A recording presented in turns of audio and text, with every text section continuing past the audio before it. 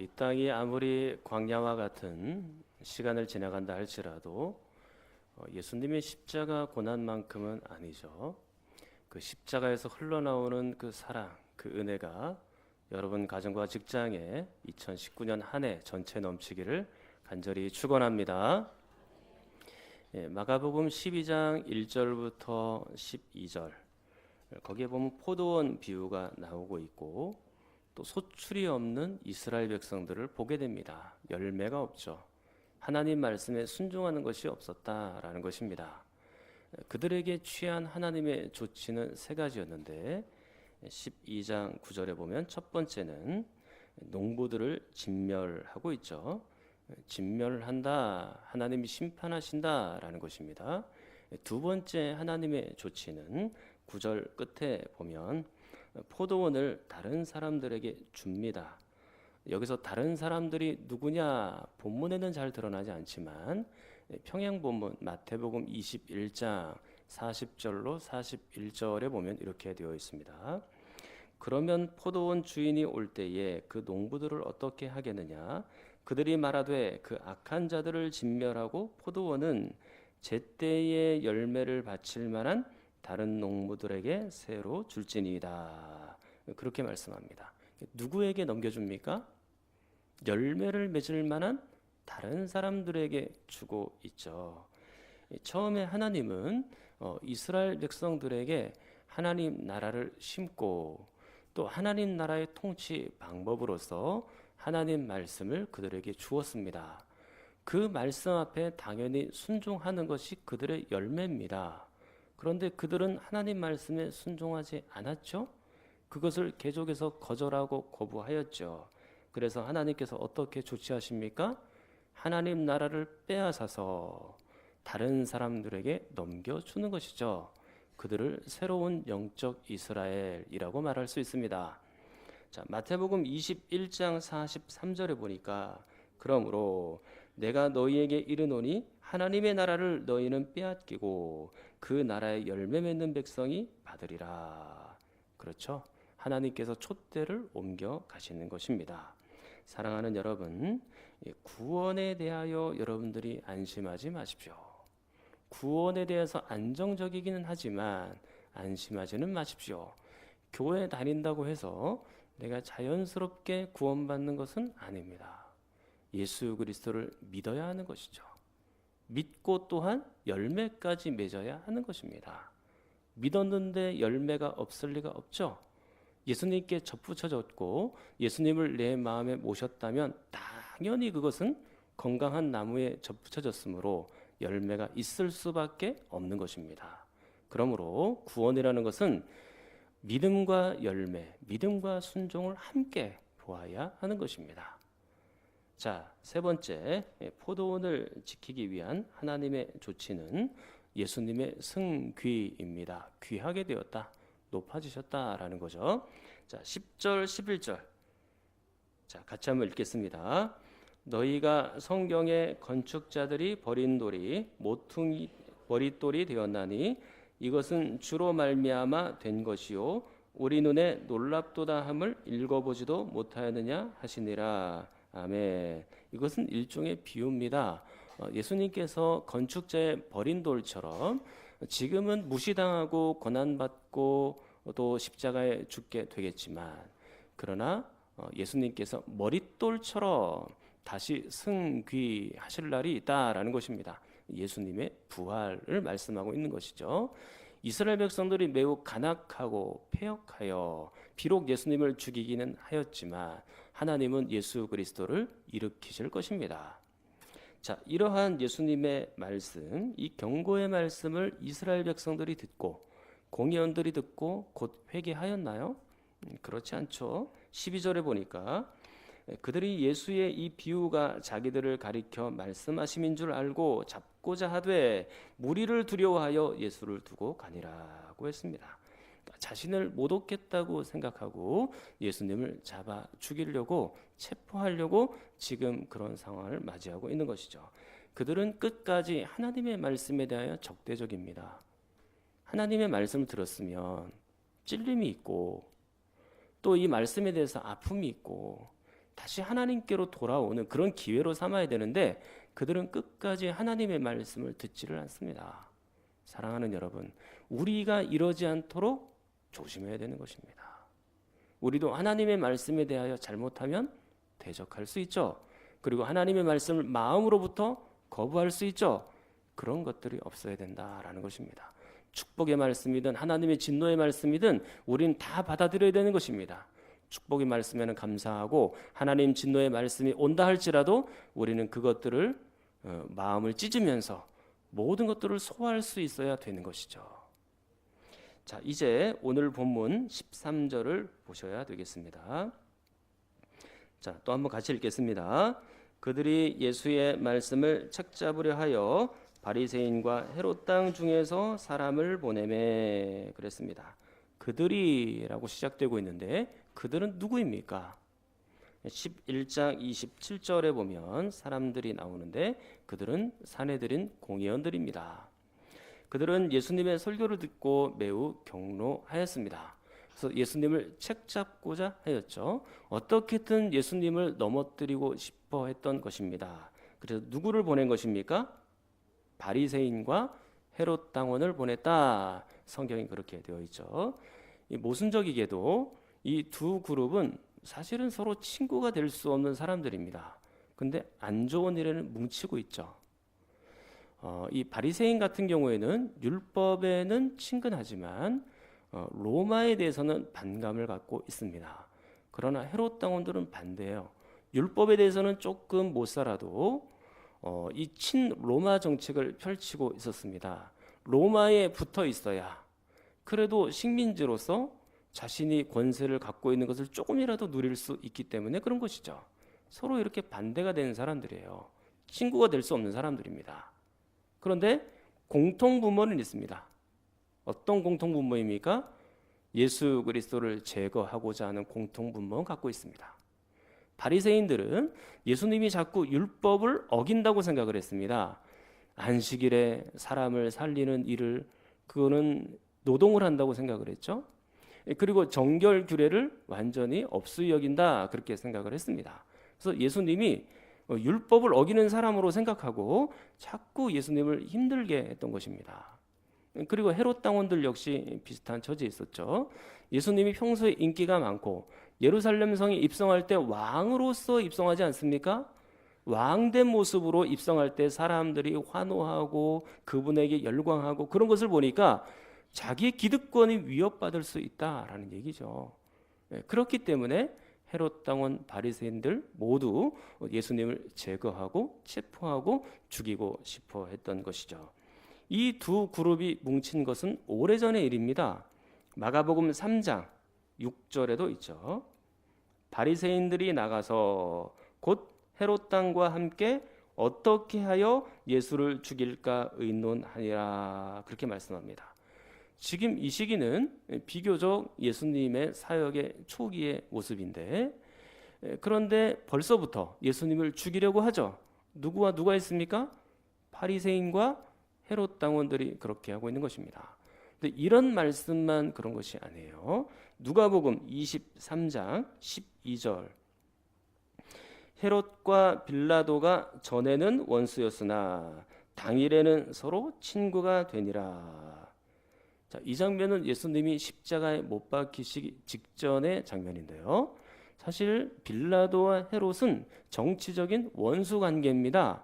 근데 이 정치적인 원수 관계가 지금 어떻게 되고 있어요? 당일에는 예수님을 죽이는 그 일에는 서로 친구가 되고 있다라고 그렇게 말씀하는 겁니다. 서로 안 좋은 사람들끼리 또 적대적인 사람들끼리 좋지 않은 일에는 뭉치고 있는 그런 모습을 볼 수 있죠. 사랑하는 성도 여러분, 우리도 주변에서 종종 이런 일들을 보고는 합니다. 성향이 완전히 다른 사람들인데도 그리고 서로가 서로를 계속해서 욕하고 방해하고 그런 사람들인데도 불구하고 안 좋은 일이 생기면 꼭 뭉칩니다. 안 좋은 일이 생기면 뭉쳐서 막 그 안 좋은 일들을 열심히 진행을 하죠. 그리고 그것이 소기의 목적을 달성하면 또 헤어집니다. 헤어지고 나서 자기들끼리 막 또 욕하죠. 자, 이것은 우리가 어디서 보았나요? 정치권에서 많이 보던 일입니다. 정치권뿐만 아니라 회사에서도 볼 수 있고 학교에서도 볼 수 있고 심지어는 교회에서도 볼 수 있는 일입니다. 근데 우리 교회에서는 그런 일들이 없어야 되겠습니다. 좋은 일에는 하나가 되어야 되죠. 그리고 하나님의 영광을 위한 일에는 연합되어야 마땅합니다. 그러나 좋지 않은 일에는 서로 친구가 되지 마십시오. 두 사람이라도 모여서 그렇게 하시면 안 됩니다. 그것은 교회를 병들게 하는 일이고 예수님의 몸을 아프게 하는 일이죠. 하필이면 내가 교회를 병들게 하는 일에, 하나님 나라를 아프게 하는 일에 내가 쓰임 받아서 해야 되겠습니까? 그렇게 하면 안 되는 거죠. 사실 그렇게 하는 사람들은 본인이 하는 일을 잘 몰라요.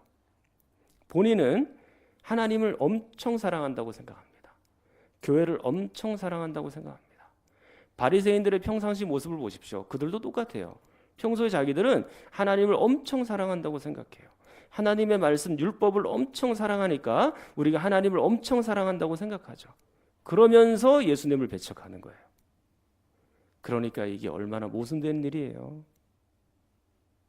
사랑하는 성도 여러분, 정작 본인들이 하는 일을 잘 모르죠. 그러나 여러분들이 곰곰하게 생각하고 여러분의 말하는 것과 행동하는 것을 잘 살피셔서 교회를 아프게 하는 일에, 또 하나님 나라를 힘들게 하는 일에 여러분들이 절대로 쓰임 받으면 안 되겠습니다. 그것은 교회를 사랑하는 것도 아니고 하나님을 사랑하는 것도 아닙니다. 자기 욕심을 채우는 거죠. 옛말에 이런 말이 있어요. 그 사람을 보려면 그 친구들을 보라고 했습니다. 뭔가 성향이 맞으니까 함께 어울리는 거예요. 뭔가 서로 잘 어울리는 것이 있으니까, 맞는 것이 있으니까 서로 잘 뭉치는 것이죠. 그래서 그 친구를 보면 그의 인격을 알 수 있고 또 그의 성향이 드러납니다. 감사하는 사람하고 친구가 되면 감사하게 돼요. 고난 속에서도 그 고난을 이겨내고 신앙으로, 믿음으로 하나님 바라보는 사람을 보면 도전이 되죠. 가난하지만 거룩한 성도로 살아가려고 노력하고 애쓰는 사람을 보면 힘이 나고 그들 옆에 있고 싶어집니다. 그런데 반대로 교만한 사람을 보면 마음이 좋지가 않죠. 나도 또 교만하게 될 수 있어요. 근데 불평하는 사람들 옆에 같이 있으면 나도 또 불평하게 됩니다. 절대로 그런 사람들하고는 사귀지 마세요. 계속 불평하는 사람들은 끝까지 불평합니다. 가정을 불평하든지 교회를 불평하든지 옆에 있는 사람을 불평하든지 뭘 그렇게 불평할 것이 너무너무 많아요. 그런 사람들하고 사귀면 굉장히 피곤합니다. 우리 인생 전체가 잘못하면 망가질 수 있고, 그리고 여러분의 신앙이 퇴보합니다. 잘 여러분들이 가리셔서 그런 사람들을 사귀셔야 되는 거죠. 자, 이렇게 서로의 성향이 다른 두 집단이 힘을 합하여 악한 일을 도모하고 있죠. 그래서 예수님께 와서 곤란한 질문을 합니다. 자, 14절, 15절. 자, 같이 한번 읽겠습니다. 와서 이르되 선생님이여 우리가 아노니 당신은 참되시고 아무도 꺼리는 일이 없으시니 이는 사람을 외모로 보지 않고 오직 진리로서 하나님의 도를 가르치심이니이다. 가이사에게 세금을 바치는 것이 옳으니까 옳지 아니하니까 우리가 바치리까 말리까 한데, 거기까지 읽겠습니다. 자, 14절에 보니까 그들은 예수님에 대한 아첨으로 시작을 하고 있죠. 이것은 위선입니다. 앞에서는 상대를 높이는 척하면서도 마음은 다른 생각을 갖고 있죠. 우리도 종종 이런 일들을 겪지 않습니까? 친한 친구라고 생각했는데 나중에 알고 보니까 이 친구들이 주변에다가 싹 다 나를 욕하고 다닌 거예요. 그래가지고 그게 제3자를 통해서 내 귀에 딱 들려오는 그런 경우도 있죠. 그래서 앞에서 하는 얘기를 다 믿지 마세요. 앞에서 여러분들을 칭찬하는 얘기를 다 믿지는 마세요. 저는 그런 칭찬하는 얘기가 있으면 그냥 감사합니다 하고 한 귀로 듣고 한 귀로 흘립니다. 자, 이렇게 앞에서 아첨해 놓고 예수님께 곤란한 질문을 하는데, 가이사에게 세금을 바치는 것이 옳습니까? 아닙니까? 바칠까요 말까요? 그렇게 말을 하죠. 여기서 이 가이사는 로마 황제의 칭호입니다. 시저라고도 얘기하고 또는 카이사르라고도 말합니다. 당시에는 로마 황제에게 이스라엘 백성이라도 세금을 바치도록 되어 있었습니다. 왜냐하면 이스라엘 백성들이 로마의 식민지로 있었기 때문이죠. 그래서 이 세금을 바칠 때마다 이스라엘 백성들은 우리가 로마의 식민지로 있구나 라는 것을 기억하면서 바쳤기 때문에 상당히 힘들고 어려웠던 것입니다. 이런 상황에서 예수님이 만약에 로마의 세금을 바쳐라, 그러면 이스라엘 백성들이 가만히 있겠어요? 반발하죠.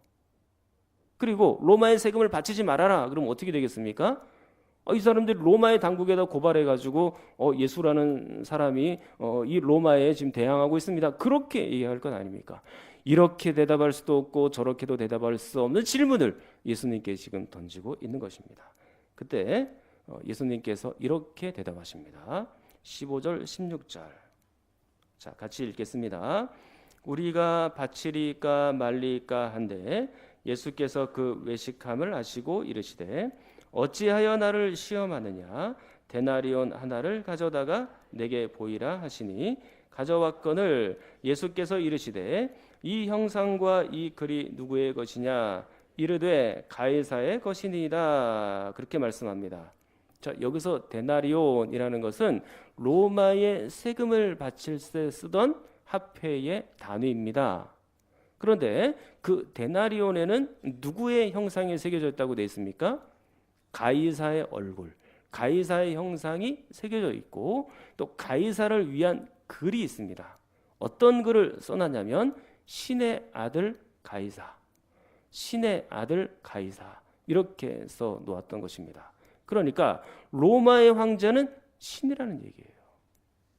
그런 단어를 돈에다 딱 새겨놓고 사람들에게 세금으로 그 돈을 거두고 있었던 것입니다. 이런 상황에서 비록 열매는 없지만 이스라엘 백성들은 그래도 유일신 하나님을 믿는 사람들 아닙니까? 이런 화폐를 쓸 수밖에 없는 자신의 입장이 매우 비참했을 것입니다. 그런데 예수님이 17절에서 아주 놀라운 말씀을 하시죠. 자, 17절 같이 한번 읽겠습니다. 이에 예수께서 이르시되 가이사의 것은 가이사에게, 하나님의 것은 하나님께 바치라 하시니 그들이 예수께 대하여 매우 놀랍게 여기더라. 아멘. 가이사의 것은 가이사에게, 이것은 당연히 로마의 황제에게 세금을 바쳐도 된다라는 의미가 있죠.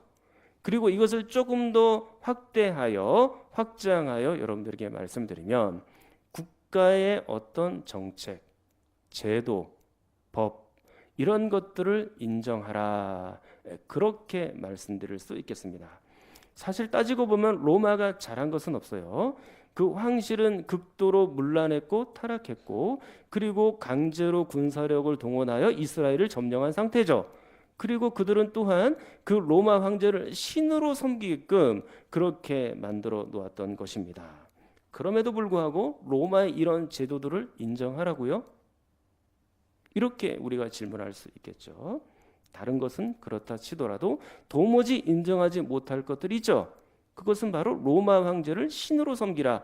그것은 우리가 인정 못하는 바입니다. 우리가 알고 있는 유일한 신, 이스라엘 백성들이 유일하게 알고 있는 신은 하나님 한 분밖에 안 계시는데 어떻게 지금 로마 황제를 신으로 섬길 수 있는 것입니까? 자, 그런데 이렇게 진리의 말씀과 배치되는 경우가 있을 수 있지만 진리의 말씀과 배치가 안 된다면 국가의 통치를 인정해야 된다라는 것입니다. 그러니까 세금을 내는 것, 그다음에 국가의 법을 지키는 것, 또 교통법규를 지키는 것, 그리고 국가가 정한 정책에 어느 정도 우리가 따라가야 되는 것은 맞다라는 점이죠. 자, 국가와 사회 질서에 맞게끔 행동하는 것은 바른 길인데, 자, 성경을 한번 보도록 할게요. 디모데전서 2장 1절 2절. 자, 제가 한번 읽어보겠습니다. 그러므로 내가 첫째로 권하노니 모든 사람을 위하여 간구와 기도와 도구와 감사를 하되, 기도하란 얘기입니다. 특히 누구를 위해서 2절에 보니까 임금들과 높은 지위에 있는 모든 사람을 위하여 하라. 이는 우리가 모든 경건과 단정함으로 고요하고 평안한 생활을 하려 함이라. 아멘. 임금들과 모든 지위에 있는 사람들, 이 사람들은 누굴까요? 성경 당시에는 로마의 황제들이죠. 그들을 위해서 기도하라는 거예요. 사실 저주 기도를 해야 되는 게 맞는 거 아니에요? 일본 사람들이 우리나라를 강제로 점령한 시기가 있었죠. 그럼 일본 사람을 향하여 대항해야 되는 거 아닌가요? 근데 오히려 지금 그들을 위해서 기도하라고 말합니다. 그 이유가 뭘까요? 여러분들이 2015년 제가 7월 달에 이 부분에 대해서 자세하게 설교한 부분이 있습니다. 홈페이지 가서 나중에 들어보시면 됩니다. 자, 또 로마서 13장 1절로 7절. 자, 이 부분은 조금 기니까요. 서로 교독하도록 하겠습니다. 각 사람은 위에 있는 권세들에게 복종하라. 권세는 하나님으로부터 나지 않음이 없나니 모든 권세는 다 하나님께서 정하신 바라. 그러므로 권세를 거스리는 자는 하나님의 명을 거스름이니 거스르는 자들은 심판을 자취하리라. 다스리는 자들은 선한 일에 대하여 두려움이 되지 않고 악한 일에 대하여 되나니 내가 권세를 두려워하지 아니하려느냐. 선을 행하라. 그리하면 그에게 칭찬을 받으리라. 그는 하나님의 사역자가 되어 내게 선을 베푸는 자니라. 그러나 내가 악을 행하거든 두려워하라. 그가 공연히 칼을 가지지 아니하였으니 곧 하나님의 사역자가 되어 악을 행하는 자에게 진노하심을 따라 보응하는 자니라. 그러므로 복종하지 아니할 수 없으니 진노 때문에 할 것이 아니라 양심을 따라 할 것이라. 너희가 조세를 바치는 것도 이로 말미암음이라. 그들이 하나님의 일꾼이 되어 바로 이 일에 항상 힘쓰느니라. 같이 읽겠습니다. 모든 자에게 줄 것을 주되 조세를 받을 자에게 조세를 바치고 관세를 받을 자에게 관세를 바치고 두려워할 자를 두려워하며 존경할 자를 존경하라. 아멘. 그렇죠. 여기서도 지금 세금 문제가 나오고 있고 권세를 맡은 자들에게 순종하라고 되어 있습니다. 그리고 여기만 그렇게 얘기한 게 아니고요. 베드로 사도 역시 그렇게 말씀한 적이 있습니다. 베드로전서 2장 13절로 17절. 제가 읽겠습니다.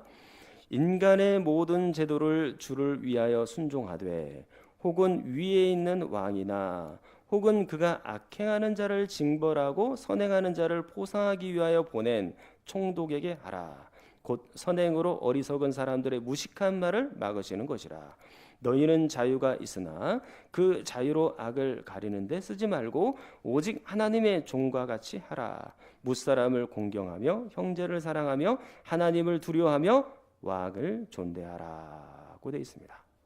지금 이 말씀들을 보면 국가의 권세자들에게 순종해야 되는 이유가 몇 가지가 있다라고 볼 수 있습니다.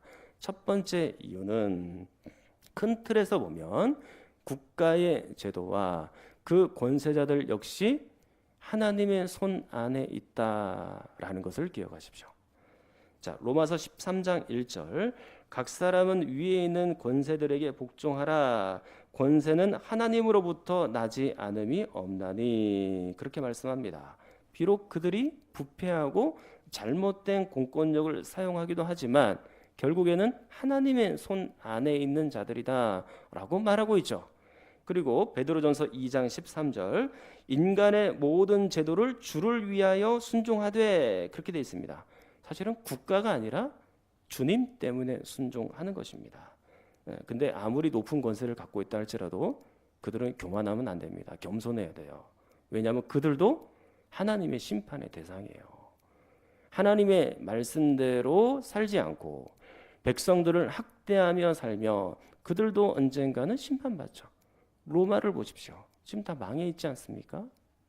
자, 두 번째, 국가의 제도에 순종해야 되는 이유, 다른 사람들의 빛이 되기 위해서 그런 것입니다. 자, 베드로전서 2장 16절. 너희는 자유가 있으나 그 자유로 악을 가리는 데 쓰지 말고 오직 하나님의 종과 같이 하라. 그렇게 말씀합니다. 성도들은 자유자예요. 자유롭게 살 수 있습니다. 그러나 종처럼 살아라 그렇게 말씀하죠. 그 자유를 가지고 방종하는 일에, 국가의 질서를 무너뜨리는 일에 사용하지 않았으면 좋겠다. 인류가 도덕적으로 정해놓은 그 테두리 안에서 살아가야 하는 것이죠. 예수님을 믿는다 하면서도 국가의 법을 날마다 어기고 또 도덕과 윤리를 어기면서 살면 다른 사람의 빛이 안 되는 것입니다. 자, 세 번째, 국가의 제도에 순종해야 되는 이유, 우리의 신앙생활을 위해서 그런 것입니다.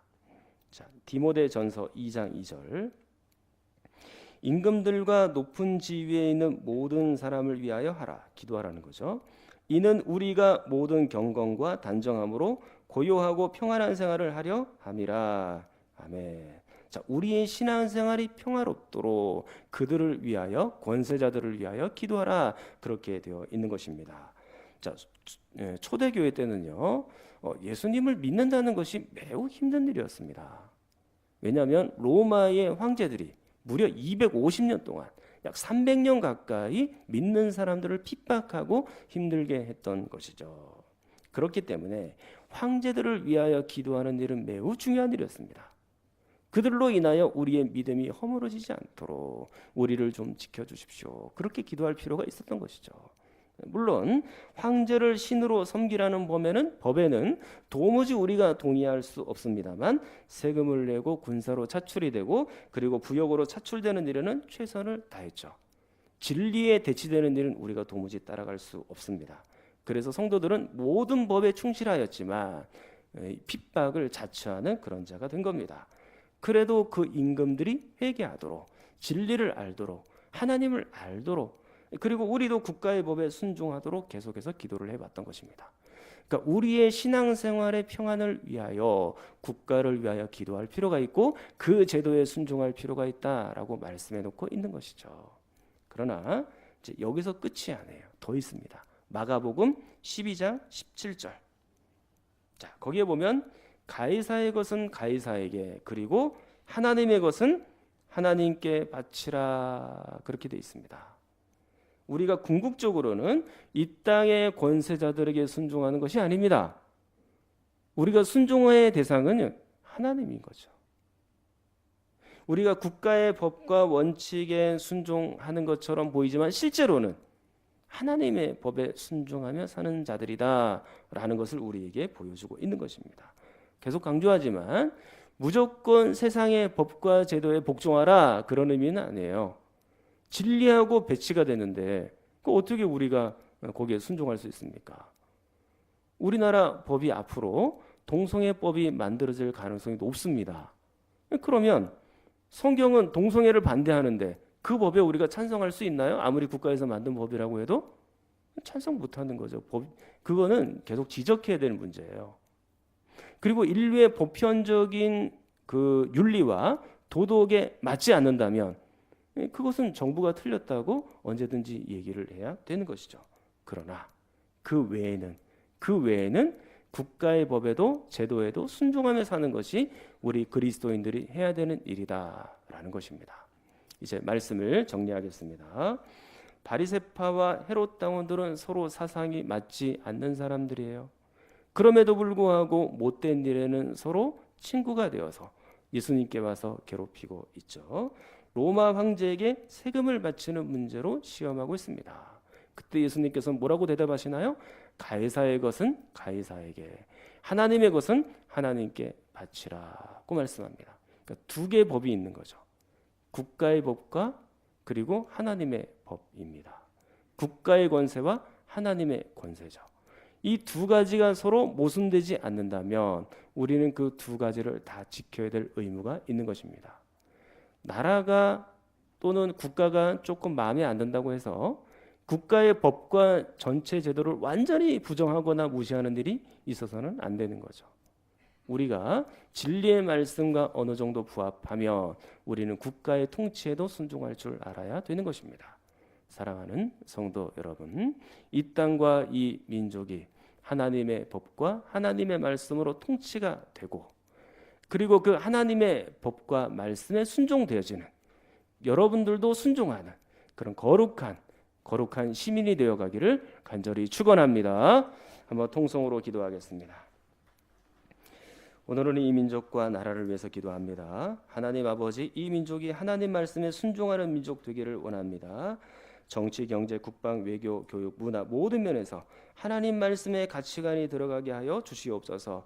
대통령과 위정자들에게 지혜를 주시고 또한 그들이 정책적으로 잘 결정하게 하시고 국민들을 귀하게 여기고 바르게 섬길 수 있도록 도와주옵소서. 사회 갈등이 해소가 되게 하시고 빈부귀천이 또 지역이 높은 자나 낮은 자나 연세가 많은 자나 적은 자나 서로 존중하며 사는 그런 나라 되게 하여 주옵소서. 또한 저 북녘 땅에도 복음이 들어가게 하시고 복음으로 통일되게 하시고 복음으로 다스려지고 말씀으로 통치되는 그런 나라 되게 하여 주옵소서. 또 몸이 아픈 분들을 위해서도 함께 기도합니다.